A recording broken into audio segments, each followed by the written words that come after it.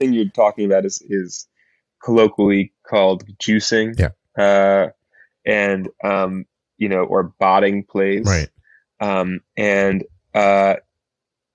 it's a really hard problem, Mm-hmm. and it's a little bit like defending like a wide receiver in the old open field. Right. Like you're watching, plays constantly and looking for a quick change to understand, a juke to understand if, or a cut to understand if, okay, we need to change our strategies Right. to, prevent the exploitation of plays on the platform. Mm-hmm. So this is an important problem for us for a number of reasons.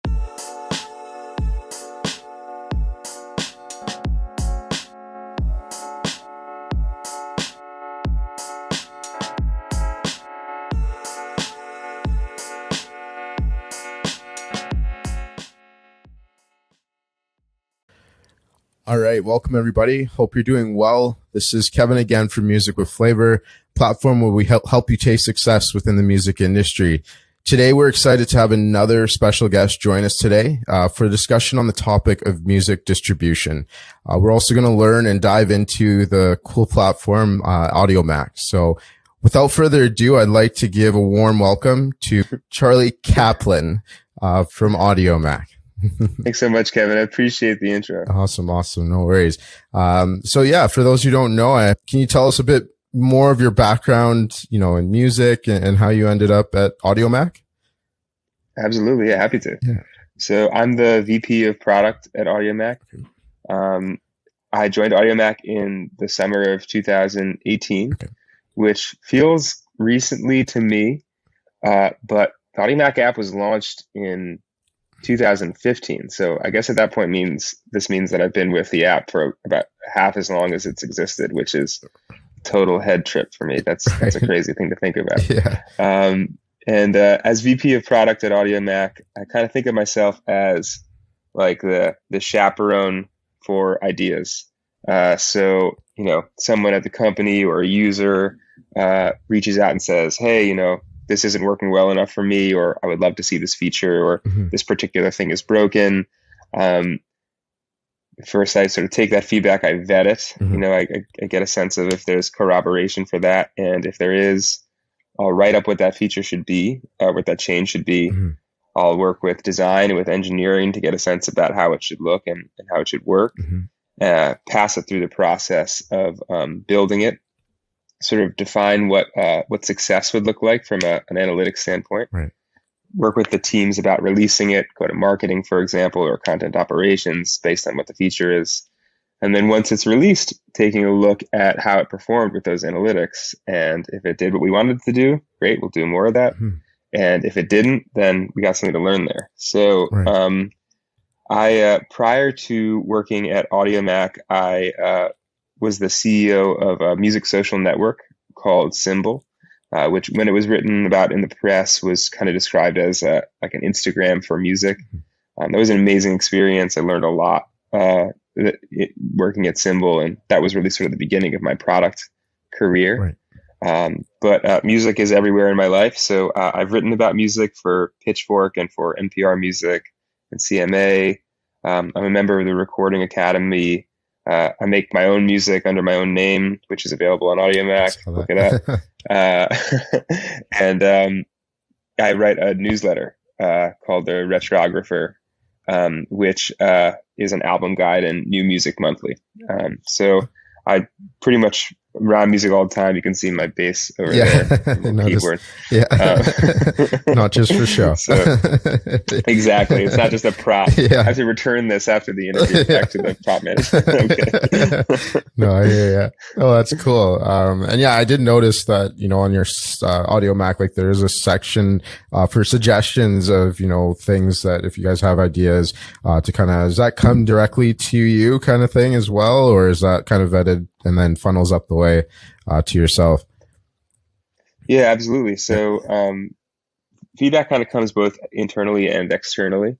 So internally, we use Slack a lot. So we get feedback from folks all throughout the company. There's about 50 people who work at Audiomack, so they'll tell me, hey, I would love it if we had this feature, or they'll tell me, hey, I was working with a DJ or a curator or an influencer, and they talked about how important it would be to have this change. But also we have sort of external channels where users can reach out, which include our social platforms, Twitter and Facebook and Instagram, but also our support channels, like we use Zendesk for support, and our ratings and reviews. So one of my colleagues, Elizabeth, runs all our support, and if she hears users saying, hey, we really want this change, then she brings it to me, and I start to figure out if there should be a plan for it. Right. So we got a little system going. That's cool. Sure. That's cool. Well, it's awesome that you're taking the feedback, and obviously everyone's trying to work to get better and improve the platform as best as possible. With regards to Audiomack, what would you say to someone who is very new to what you guys do? Like, what is it? What is Audiomack essentially in that regard? Totally. So Audiomack is a streaming music service for the web and for iOS and Android.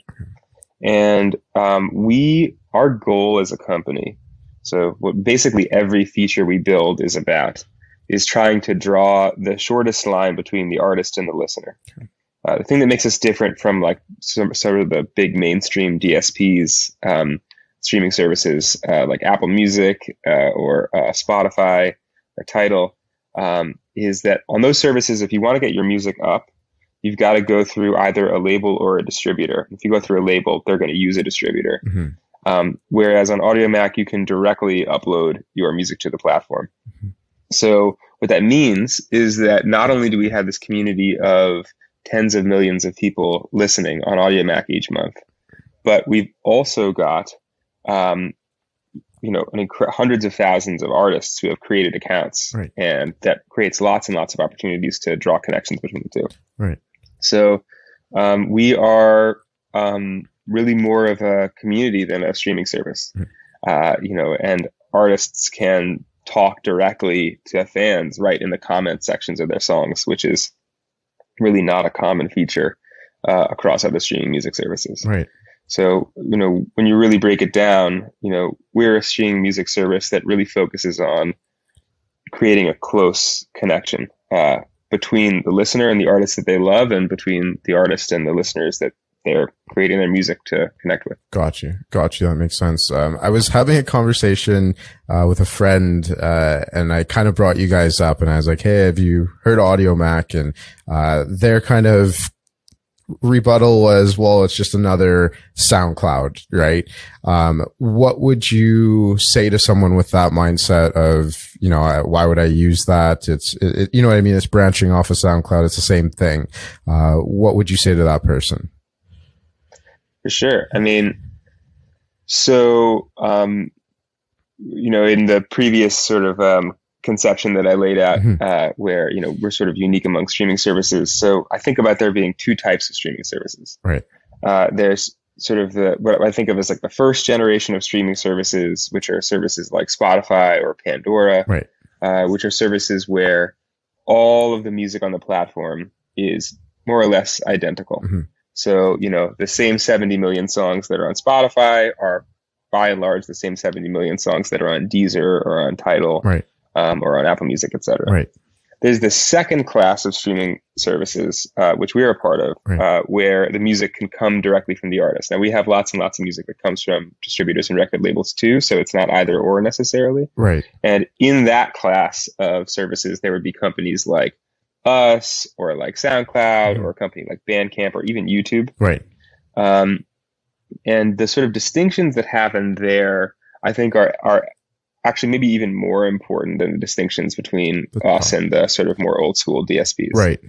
And they're kind of important if you're a listener or if you're an artist. So if you're an artist, you can upload an unlimited amount of music to Audiomack for free. We'll never charge artists really for anything. Right. We don't charge them for analytics. We don't charge them to monetize their music on the platform. And the reason why we take that approach is because we feel that the core goal for the artist is to make music and get it to fans. Right. And if they succeed in doing that on Audiomack, Right. then they are also growing Audiomack. Right. Right. Now, to contrast that with a service like SoundCloud, where service like SoundCloud Pro, which is how you distribute your music on SoundCloud, or even how you upload more than, I think, 70 minutes of music. I'm not quite sure what the exact number is. Yeah. You have to pay $15 a month in order to do so. Right. And that to us just seems so antithetical to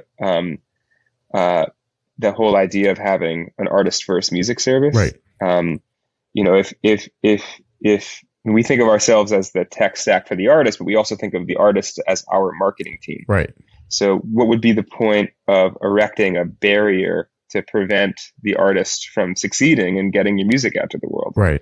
You just don't think it's fair. The artist is the biggest value creator for any of these streaming services. They're the reason you download Spotify is not because particularly you like the design of Spotify. It's because you want the music on the platform. Right. And so from an artist perspective, it's really important for us that, like, at the core of what we do, we always remember that, like, our job is to serve them. Right. And to be more and more inventive for them, because their success is our success. Right.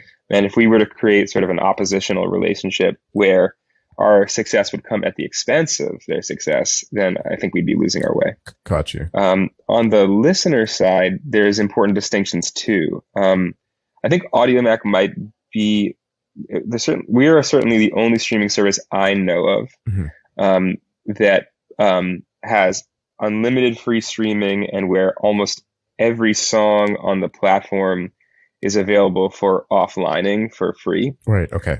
So a little bit of background there on, if you want to take music offline, download it locally to your device to listen to without using data on SoundCloud or Spotify, etc. You have to pay for a premium subscription. And that to us also similarly seemed like kind of an unfair economic barrier to create, because they're the biggest streaming music service currently in the world is YouTube. So way most people in the world listen to music is they'll queue up a YouTube video, they'll hit play, and they'll just listen to the video on their device. But if you ever tried to lock your phone while listening to something on YouTube, you know what happens. Yeah. They tell you to pay them. Right. So we felt like, okay, if there's billions of people in the world who cannot afford $10 a month for a streaming subscription, we felt that it was kind of profoundly unfair that those folks should have an inferior listening experience, that they should be subjected to, like, constantly being reminded that, yes, I can't afford a $10 a month subscription. Right. So, we built Audiomack as like a very robust ad-supported service, which also has a premium subscription, but which you can really get an incredible amount of value, incredible amount of on-demand streaming and offlining from, without paying. And that's resulted in us building a really vibrant community among young folks who don't even have bank accounts yet, who can't pay $10 a month, folks in countries with low per capita incomes, where, again, this is a structural economic barrier. And, also folks who are in countries with limited data caps, where the idea of streaming music is completely impossible from the get-go. You'd blow through your data cap and pay overages in no time. Right. So, on the artist side and on the listener side, I think the sort of headline for us is access. Our goal is to make sure that artists can get their music up on the platform and share widely, and that listeners can listen without being subjected to what we see as structural economic barriers that are kind of unfair for folks who just want access to music. Right. And I noticed that you guys are like really basing or going after things at a more global level, it seems, and the partnerships you guys are landing. What would you say is like one of the fastest growing areas that you guys are, getting the most traction on outside of like North America? Yeah. So this is a semi recent development for Audiomack, I would say in the last 2 or 3 years, which I guess in the history of Audiomack is actually kind of a long time because we're kind of a young company. But Um, Yeah. we've seen our greatest growth in sub-Saharan Africa. Okay. And a lot of that has had to do with how robust our community of Afrobeats artists are. Right. And I think part of the reason why that's the case is because we've really built this platform that's super artist friendly. Mm-hmm.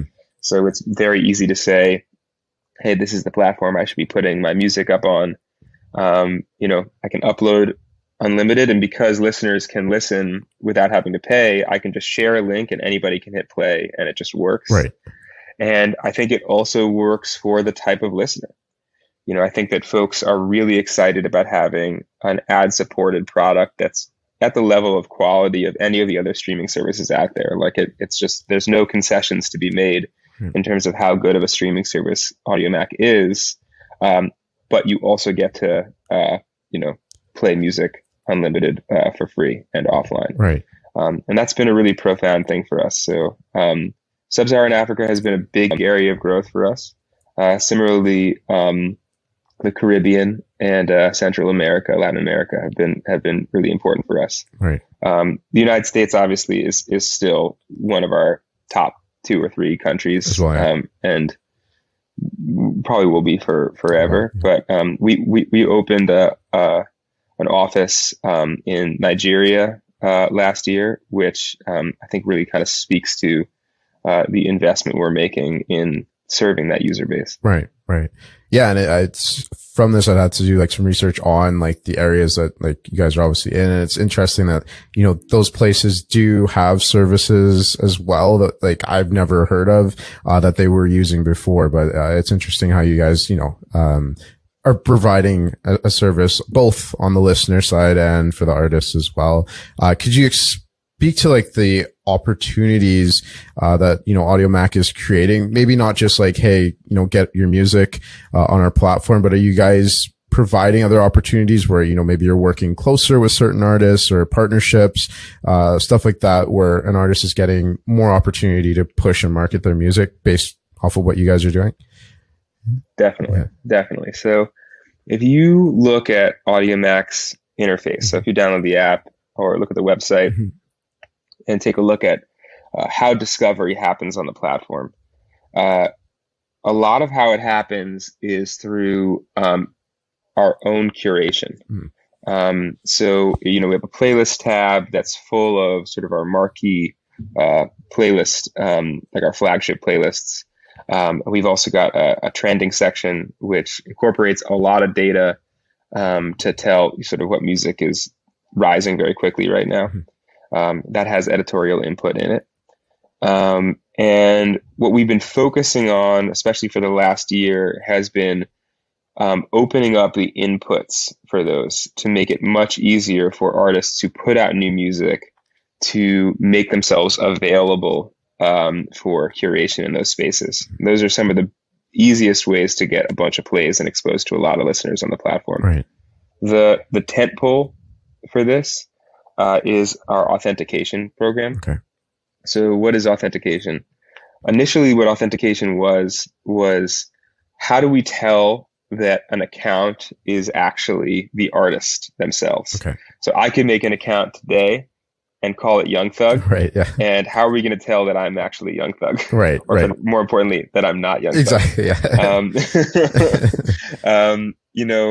So we built this authentication process with the focus of basically saying, if we can figure out that you actually are the artist that you are saying you are, then we want to give you lots more features to get access to. Right. And those features are all focused on discovery. Discovery and monetization. So folks who go through authentication, which is like a very easy process, have the ability now to pitch for consideration on the trending page. Okay. Pretty soon they're going to be able to pitch for consideration on individual playlists. If you are authenticated, we are going to recommend your songs in our song recommendation algorithms and in our account recommendation algorithms. In effect, as soon as we know, okay, we can trust that this person is who they say they are, right, we start plugging folks into all of literally every one of the tools that we've got Right. to get music out to people. And that we think is great because it shows that, listen, if you can make the investment into Audiomack by demonstrating you are who you say you are and you're ready to promote your music using the service, right, then we're going to throw everything we've got at supporting you and getting your music out to our users. Right, right. No, that makes sense. That's cool. I think with like certain things on like algorithms, I think that's tough for artists. You know, you put your stuff, push your stuff on Instagram and people aren't seeing it. Or, you know, I noticed like TikTok, I was kind of scared of it at first. It was different, but like, you know, you get on there and people are actually, you know, getting traction with your stuff. So I can see where you're on the streaming side of things. If I'm putting my stuff on that platform, I want to know that I'm actually going to be able or eligible for those opportunities to get on these playlists and stuff like that. So, looks like that's very much an option, as opposed to on other platforms. It might be a bit of a game to kind of get onto some of these things for sure. So, yeah. Absolutely. Yeah. And it's again, it's one of these things where we the way we know we're on the right track with the stuff that we're building is if something we build benefits the artist, then necessarily it benefits us. Right. You know, if an artist gets one more play, that means that one more listener listened on Audiomack. So every time we can do something for an artist, right, it's accretive to us. Right. And so, you know, at the end of the day, you know, anything we can do that can help a new artist find their specific audience, find the most receptive listener to them. And on the flip side, the more we can do to make artists accessible to listeners, right, because the more successful the artist is, the more likely they are to use our platform. On both sides of that, that's where the sort of real growth and success comes for us. For sure.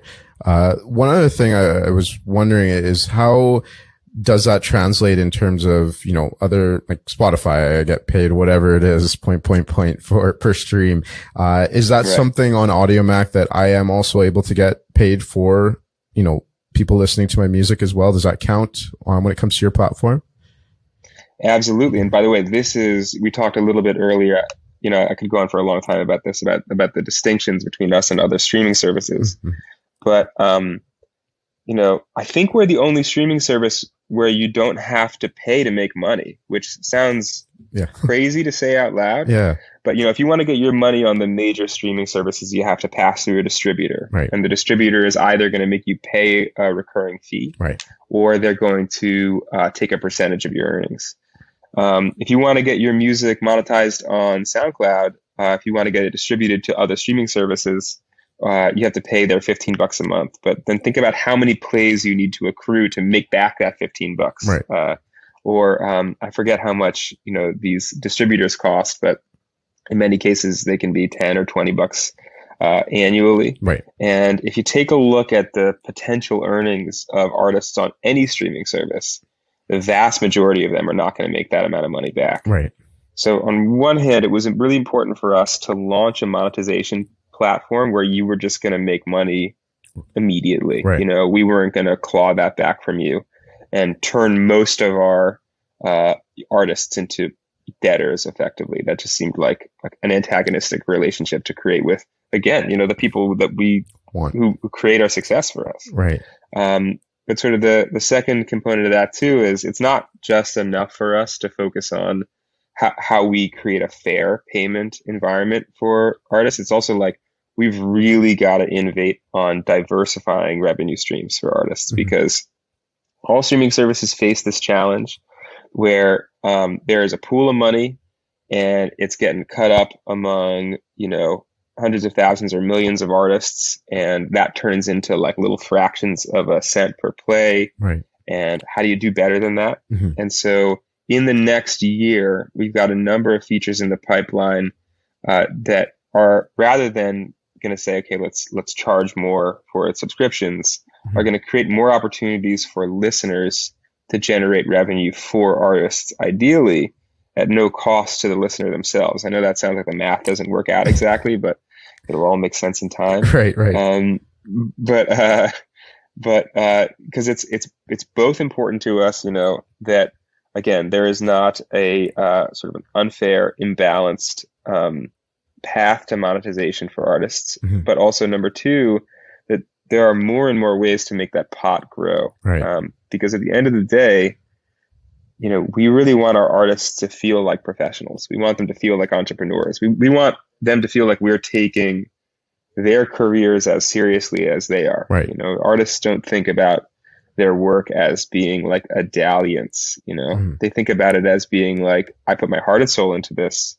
I expect people to hear it, mm-hmm. and I expect it to be valued. Right. And so we take that just as seriously as they do. Right. Right. And it's interesting to me too, because like you're talking about, it's almost like incentivizing the listener as well to help out that artist. And I think, sometimes as an artist, you get bogged down on the side of, I'm putting out music. And even as a company like you're focusing on the artist, but it's also the listener is such a key part of that too, because they're the ones that drive the artist as well. So, with regards to, you spoke on the subscription model, and that not necessarily is, what you guys are working towards going to mean them doing this is going to, paying for X is going to mean more money in that regard. But is that how it is right now, in the sense if someone is on a subscription model, does that translate into a higher percentage, or is that not really how that breaks down for the artist kind of thing? So Audiomack subscribers do generate more revenue than Audiomack free users. Okay. That is true. Yeah. And it gets even hairier from there, because the free users make variable amounts of money based on what country they're in, because ad markets generate more revenue in some places than others. So if you're in like the United States, that's a super competitive ad market. But, if you're in Mongolia, it's not a very competitive ad market. And so, depending on where the user who's consuming the ad is, that has an impact on the amount of revenue that's then created. And that then translate to how much money we can actually pay out to the artists themselves. So it is a very hairy math problem that we've got on the back end. The technology behind AMP, which is our monetization program, is like, it's a complex kind of Rube Goldberg machine of figuring out how to pay people. Gotcha. But it works. That's good.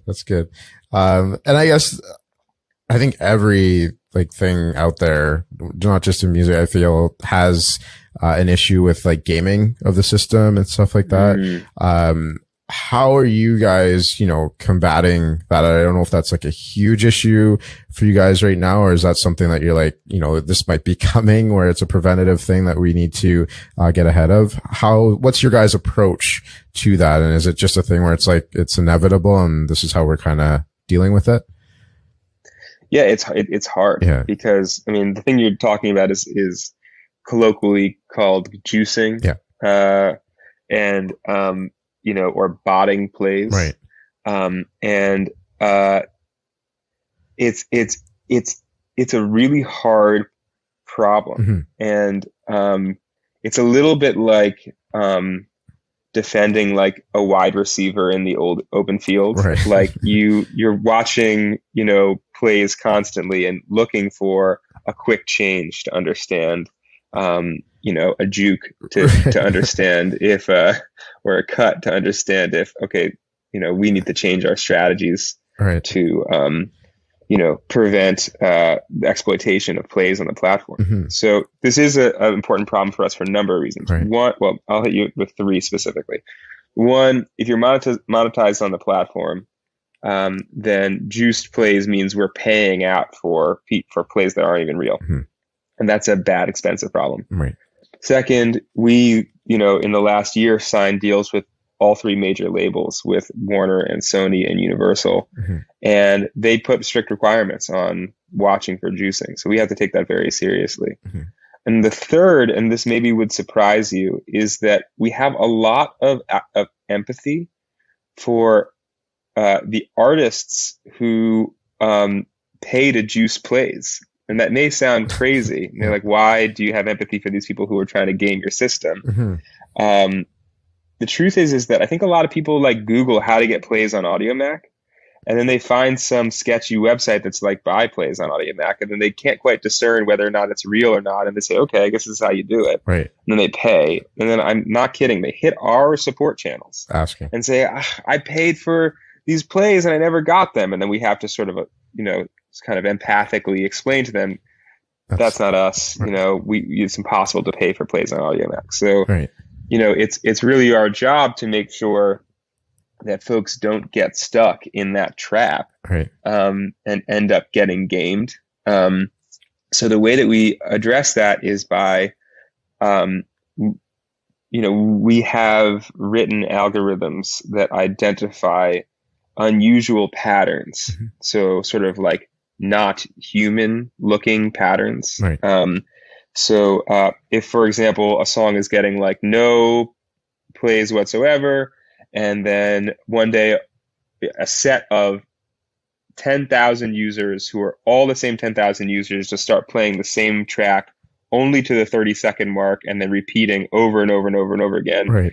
That's just not what listening behavior looks like. That's not how real people listen to anything. It's also not how groups approach music. Right. So looking at sort of what natural looking play patterns are, and then identifying what unnatural play patterns are, mm-hmm. helps us figure out, okay, it's likely that someone paid for these plays, right. and that we need to take corrective action. And because we have empathy for the artists themselves, what we'll do is we'll contact that artist and say, like, hey, we think that there's a possibility these plays are being juiced, mm-hmm. And we're going to give you a warning or two about this, but if the behavior persists, then we have to freeze the account. Okay. But that's really in the interest both of the artist, mm-hmm. To make sure that they're not shelling out for something that ultimately they're going to be penalized for, right? And also of the user themselves. A listener should be looking at a track and looking at the stats on that track and feel like if there are a lot of plays there, that's really because listeners listen to it, right? Not because of some other machination. Right. And that's such a cool stance that you guys are taking on when you're talking about empathy. And I now that you say it, it makes so much sense. And I think even a lot of artists that maybe know, like, they're still just trying to, grow their platform at the end of the day. I know there can be an egregious approach to it as well, but, in terms of that, like, what would you say in terms of, you're an artist as well, putting out music. You understand that process of, you're wanting to get people to listen to your music. Can you speak to like what you would say you would suggest instead? Because, a lot of stuff that, artists sometimes do doesn't really push the needle. Yes, maybe you got a bunch of fake streams now, but now what kind of thing, right? So, right. What would you say instead of directing your energy in areas like that? Like, where should artists be redirecting their energy essentially? It's such a good question, yeah. Because I have been in the position before when, right when I was out of college, mm-hmm. put out some music, was trying everything, like, how do I get people to listen to this? Couldn't figure it out. Yeah. I feel it in my heart for artists on the same journey, because again, people make music because they want to get their experience and their feelings to the world. Mm-hmm. And that's like, you have to support folks in that pursuit. Mm-hmm. So, that's really why we built the authentication program in the way that we did, because we wanted to say, okay, we know what the levers we can pull are. Right. So we can make playlists, we can do trending selections, we can, support music in algorithms, we can recommend accounts. There's a number of tactics that we can employ to put music in front of folks. Right. So, let's make those tools available to artists who show us that they are who they are and that they're ready to like use Audiomack as a platform. Mm-hmm. So, half of what I would say is if you upload your music the more music you have on Audiomack, the more searchable you are, the more findable you are. Right. But on top of that, if you get authenticated on Audiomack, then we can start plugging you into these avenues that'll support you. Right. And that's hugely important to us because, we know, I mean, just to reverse engineer this a little bit, Yeah. We know that, people are going to stick around on Audiomack if their favorite music is here. Right. They go to the My Library tab and it's full of music they love. Right. The way that music gets on the My Library tab of Audiomack is because you found it somewhere else and you saved it. Mm. And you're only going to save stuff that you find somewhere else if great music is being surfaced in those places. So we need this like really steady stream of as much new music as we can possibly get, so we maximize the gems for any individual. Right. And we've got to make sure that we've got really diverse avenues of curation, so that, if you come to Audiomack and you love hip hop, or if you love electronic music, or if you love Latin music, et cetera, there's a place for you. Mm-hmm. So the very first thing I would say is getting authenticated on the platform is going to really help you out a lot. Right. And we're going to work on your behalf as soon as you show us, hey, listen, I am Kevin. This is my music. Right. And also, Audiomack, if I were to text you an Audiomack link right now, yeah, you could tap that link and you could play it. If I were to text you like a Deezer link right now, I wouldn't be sure that you had that streaming service, and so I couldn't also be certain that it would work for you. Right. Or Spotify or Apple Music or Tidal. Right. I have no clue what streaming service you're on, and so it's kind of like a roll of the dice as to like what's going to happen. Mm-hmm.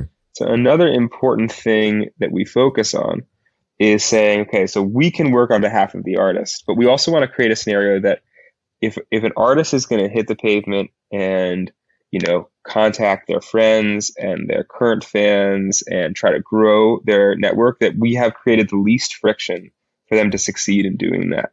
That's part of why it's so important that like you see that Audiomack link somewhere, you hit it and it plays, because that means that the artist, the thing that they set out to do, they were able to succeed to do in just one tap. Right. And we think that that's just like, that makes us more discoverable and therefore more supportive for artists than I think almost any other streaming service. That makes sense. And I think like fans or listeners can be stubborn. And I think that might seem like such a small detail, but I just think of if, someone sends you a link, like you're saying, and it is for some random platform or a platform that I just personally haven't heard of, and I click on it and I have to go to their site, I have to sign up, I'm not going to do it. So the fact that, it's not necessarily just, can we get another sign up on our platform? You're giving the artist, hey, you're using our platform. It is promotion. At least that person listens through on the platform. They might come back to it again, right? So, that's cool from a user experience standpoint for the artists. And, I know you were talking about, I guess creating better experiences. And that's kind of what I like to suggest is, back to the point of, gaming the system and things like that. It is more of what experiences you're creating with your fans, with your artists, that going to keep them coming back to you, right? So, totally. Yeah, no, that's cool. In terms of, I guess, doubling back to the platform, I know we kind of touched on SoundCloud and other platforms. Is there any other myths you would say that you want to debunk about Audiomack that people throw out there, or? That's a good question. Yeah. I would say myths that I would say the perception about Audiomack that I would not most like to, but that I think it would be useful to dispel is a lot of folks' first brush with Audiomack was back in like 2013, 2014, when acid rap was up on the platform, and when Lil Wayne was putting up mixtapes on the platform, and we operated a lot more like live mixtapes or like Dat Piff, where it was more about kind of being like almost like a file locker for artists to distribute their music. Right. And then in 2015, we said, we're really going to become a streaming service. Right. And so I think that Audiomack still has this, folks still have to a certain extent this image of putting up like MP3s on the platform and downloading them that way. Right. But now, like the tens of millions of people who use Audiomack each month use it more or less the same as they use like YouTube or Netflix. They use it just as a streaming service. That being said, I don't necessarily want to dispel that, because it touches us, or rather it grounds us, I should say, in like an artist first, independent artist experience that, like, I think it would be terrible to ever remove from our DNA. Right. I love the fact that, like, the very first uploads that ever happened on Audiomack were independent artists who made music at their home and felt that this was the place they could get it to folks. And that has just never changed. Right. We've never moved away from our soul as being a place an artist feels really confident. Like, if I upload music here, people will be able to listen to it. And so to me, that's just like an amazing, cool thing. I just want more and more people to know that this is a place where you're going to find real artists. Although I'll tell you kind of a funny thing, which is in sort of the broad narrative of the progress of music, people think about, like, it was vinyl, and then it was CDs, and then it was MP3s, and now it's streaming. And, so Audiomack spans the final, or the most recent 2 chapters of that story, MP3s into streaming. And, our reputation has moved from being this place where you download files to being this place where you listen to music. But on an Android device in the last year, we added a local file player. So now on Android phones, users can stream music, they can offline music, but they can also access their local MP3 libraries from their phones. Cool. So we have this kind of cool throwback thing that we added to the platform recently, where it's like, look, if you've got mixtapes that aren't on Audiomack or aren't streaming, or if you've got, like, if you're an artist, if you've got your own demos and you want to be able to listen to them through a player, or if you've got, like, some artist from your high school who never put their music out anywhere, Audiomack can be the platform where you listen to that. And that's been, like, low key a really great new feature for us that, we just learned in the last week, in some countries, like, that's now 10% of all Audiomack plays. Oh, really? So it's amazing that in 2021, that, listening to MP3s could still be such an important use case. But if you think about it, it makes sense, because if you go back to that core insight that streaming music is something that makes sense for people who live their lives with Wi-Fi connections and with high data caps. In all the places around the world where that's not the case, it doesn't really make any financial sense to stream. And so MP3s kind of are a more compelling use case. And we're really proud that for those users, we can be this first service that lets them have it all, that lets them have their current MP3s, but also offline music, and also stream if they wish to. So that was just a little aside that made me think about, our progression from this initial place of being an MP3 service, of being a mixtape platform, to where we are today. Right. Yeah, it seems you guys are really flexible in terms of, like, the other markets too, and just kind of all encompassing in that regard too. So, it is cool that you're kind of touching on, I usually like to ask just, like, future predictions, and things like that. I know you guys are working on, like, a lot of stuff regards with the user experience. I don't know if you can touch on any of that, but, is there stuff that your team is seeing within the music industry and how it's changing? And, maybe if you could touch on what you think those changes are and how they're going to impact artists, and maybe just what you guys are doing at Audiomack. Yeah, I think that one of the biggest trends that I'm seeing in music is that artists are recognizing their power, and they are they're demanding more of services. So this is probably the most conspicuous example of this has been the consortium of artists who come together and have started making financial demands from Spotify specifically. And that's in my opinion, a really good development to have happened in music. So a little bit of history behind this. Revenue in the music industry grew basically every single year until 1999 when Napster came out, Right. or after Napster started to scale, really. Right. And then it declined every single year after that until 2014. Right. And I don't know if you remember this, but at the time I remember, the conversation being like, wow, are music revenues just going to decline for forever? Is music going to cease to be a vocation at all? Is it just going to be like a hobby that people have? And it was pretty depressing. Right. There was a lot written about it. Yeah.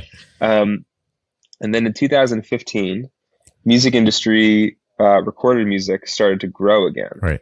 And it grew, if you look at the breakdown in revenue of recorded music, almost entirely on the back of streaming music. Mm-hmm. And it has grown every year since. And I think it is about to, I forget, there was a report that came out from Goldman Sachs, I think, that said in 2022, more money was going to be made in recorded music than at any prior point in history, including in 1999. Right. So, recorded music as an industry is recovering. Mm-hmm. And I think artists are recognizing that there's a lot more money around. Right. There's a lot of plays around. And, how are they going to get their fair share of it? Right. And that's a really important development in my eyes. It seems like some companies are kind of fighting it. Right. And it seems like other companies are kind of leaning into it. And, for us, again, I know that I sound like a broken record here, but no. Anything the artist does to succeed, if they're using Audiomack, makes Audiomack succeed. Right. And so our goal has been to roll out more and more features, and more tools that allow first of all, help the artist understand if they're succeeding. And number two, create more and more opportunities for them to succeed. So 2 years ago, we put out like this free analytics platform where you can see how everything that your music is doing on Audiomack, all of the stats around it. Mm-hmm. We put out our free monetization. We put out, sounds like such a minor observation, but it was a big breakthrough for us, which is that we were like, if an artist is succeeding on Audiomack, we should tell them that they're succeeding. Right. Which sounds like, oh, okay, that's very simple. But so we created these trophies for artists, mm-hmm. where if you hit 1,000 plays or 10,000 plays or 1 million plays or 1,000 favorites, etc., we just send you a push notification. We email you an image, and it says, hey, I got 1 million plays for my song. Right. And it has been like an enormous thing for us. Artists have been sharing those images all around Instagram right. and Twitter for the very simple reason that we are helping them understand that they are succeeding. Right. We're not treating them, like their work is worthless. Right. We're treating them like, you should be acknowledged and in fact celebrated right. for your accomplishments. And I can't tell if I'm happy or dismayed to say that same feature was recently replicated on Spotify. And what does that tell me? That tells me that this trend of building features that help artists understand they're succeeding more, number one, mm-hmm. and number two, creating more and more ways for them to monetize against their music is going to be, at least for us, major roadmap for us, right. For the foreseeable future. And I really think that as more and more money comes into music, as ad markets get more robust, as more users sign up for these services, as more premium subscriptions get purchased, mm-hmm. more and more money is going to roll onto these platforms, and artists are going to expect, as they should, more and more. Right. And so I think what you'll see year over year is more and more stuff being built to help artists make more money, reach more listeners, and understand more and more how they're succeeding and how they can kind of succeed increasingly. So yeah. I think the world of 2025 versus the world of 2015 mm-hmm. is going to look quite different, just in terms of how much platforms like Audiomack will have invested in helping the artist themselves. Right. Thinking about the artist as important as a user as the listener. Right. No, that's awesome. And I'm always interested to hear people's, take on that. And like you said, there's so much room for growth. And it's interesting that, all these companies are, kind of having to do the same thing and getting listeners and, helping artists, and some will more than others. But I like to see that you guys are obviously thinking artists first, but also like thinking of their problems. Like, how can I help this artist and get them to the next level with the least amount of resistance possible? So that's great. I've learned a lot more about your platform, and this was super, super helpful. Would you say you have any other like last words of advice for artists, in 2021 and beyond, kind of trying to grow their music and stuff? Yeah. I mean, I would say that I'm so tempted to quote Suge Knight from the Source Awards. You don't want a producer who's all up in the videos and the death row.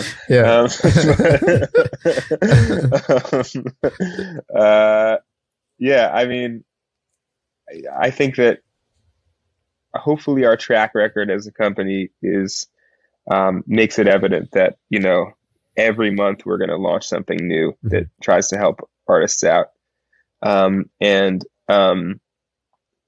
That our goal really as a platform is to make the artist success greater and greater. Right.